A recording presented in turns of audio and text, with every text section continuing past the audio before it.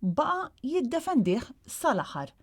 Il-Prim Ministru li finqas minn 3 ġimgħat oħra jkun skont hu stess backbencher baqa sal-aħħar jiddefendi lil Keith Schembri, l-ex Chief of Staff tiegħu, li issa nafu li jinsab investigat b'rabta mal-assassinju ta' Daphne Caruana Galizia.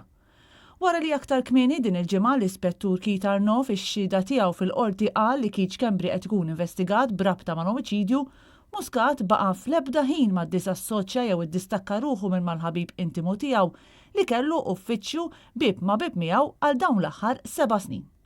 Dan u Joseph Muscat dakinhar stess li ħabbar li Keith Schembri kien irriżenja. Ringrazzja il-Keith tal-ħidma illi ta' lill-Gvern fl-aħħar snin, nemmen li kellu rwol kruċjali, nirringrazzjah tal-li refa' dan il-peace min-naħa tiegħu. L-għada fil-Parlament Muscat reġa' ħareġ onqu għal Schembri u saħansitra referi għalih bħala ċittadin privat.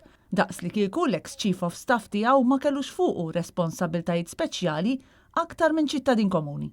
Ma jiena informat fl-ebda ħin illi hemm iktar minn persuna waħda f'dan l-istadju akkużat b'assassin.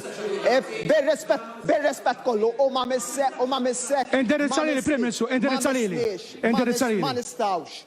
Ma nistawx f'dan l-istadju b'dan il-mod. Ċittadin privat u minnu nitfaw akkużi hekk. U minkejja li f'nifs wieħed jirreferi għal Schembri bħala ċittadin privat, jgħid li s-suċċess ekonomiku ta' pajjiżna huwa dovut propju lil Schembri u jibqa' jirringrazzja tax-xogħol li jagħmel. Enni biex immexxi l-ekonomija l qudiem parti mis-suċċess ekonomiku tal-pajjiż ġej mill-fatt li Keith Schembri jifhem lin-nies tan-negozju. Sal-ġurnata tal-lum anke wara li ħarġet l-aħbar li Keith Schembri issa jinsab taħt investigazzjoni dwar l-assassinju ta' Daphne Caruana Galizia, kontrarju għal sħabu u ħafna esponenti u opinjonisti oħrajn marbuta mal-Partit Laburista, Muscat baqa' ma kkundannax lil Keith Schembri.